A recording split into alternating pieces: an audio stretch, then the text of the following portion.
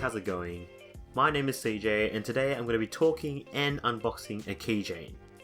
Now this might seem a little odd, but I'm always in the market for cool little things that can make our lives better. What I'm talking about is a product called the Orbitkey.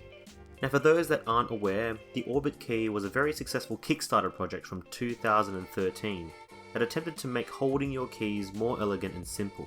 As a product, the original Orbitkey did its job well, at least for the keys that fit. Now fast forward to 2016 and the team very successfully launched another iteration of the Orbitkey on Kickstarter, this time promising to fix a couple of key annoyances. I had to grab one. So let's get started. The Orbitkey came in a standard bubble wrapped envelope with a "Carry Keys Better" slogan on the front. Pop it open and out came two small boxes, one long and thin and the other short and fat, kinda like Bert and Ernie. Taking a quick look at the long, thin box, it contained the extra Kickstarter edition rubber band that came as a reward for supporting the campaign. I probably won't use it, but for those who bring their keys everywhere and to places that might get wet, it'll be useful. Putting that aside, the main box is a pretty simple affair. It's a two-part system with an outer layer with the number 2.0 subtly placed in the corner. This outer box slides off quite easy to show the new Orbitkey inside.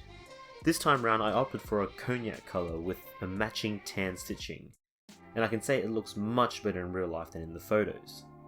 I was a little anxious about getting it in cognac because I reckon it can look a little too orange in some shades. Trying not to be a destructive beast and ripping up perfectly good paper, you have to unscrew the screw to separate the Orbitkey from its cardboard shackles. And there it is. On the inside of the strap you can see the Orbitkey logo embossed, and a couple of standard genuine leather words in case you're a non-believer. Now obviously you need some keys to use this thing, so give me a minute whilst I strip my current keychain of its keys. And so now 5 minutes and 3 fingernails less later, the keys are ready to be installed. One of the first improvements Orbitkey said they made was that the hardware is now 40% slimmer, including the holder. And it shows because I couldn't actually attach 2 of the 3 keys I have here. It's also one of the reasons why I stopped using the Orbitkey in the first place. Another difference now is that there's less loose pieces to contend with, as one end of the holder is captured in its inactive state thanks to a new wave washer.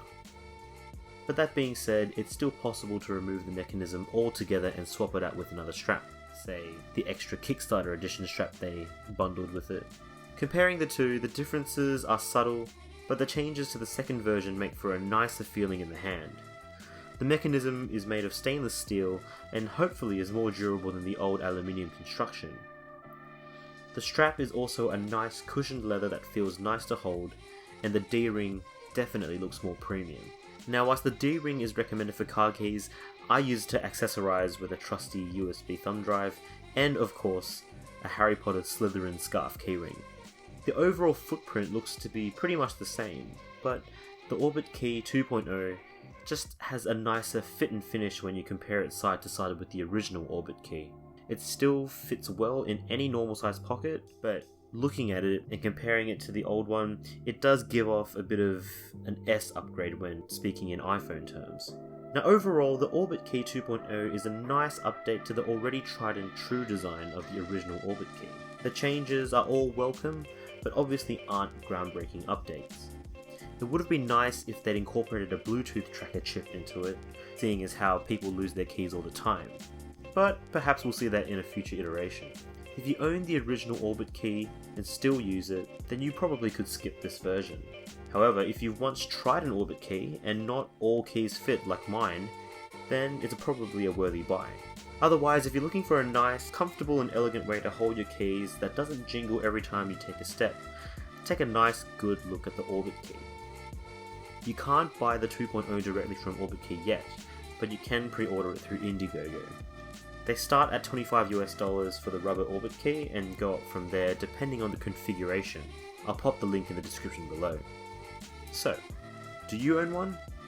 Let me know what you think in the comments section below. As always, if you like this video, make sure you smash that like button. If you haven't already, do consider subscribing. Thanks for watching this video, and I'll see you in the next one. Say good day to your mum for me. Cheers.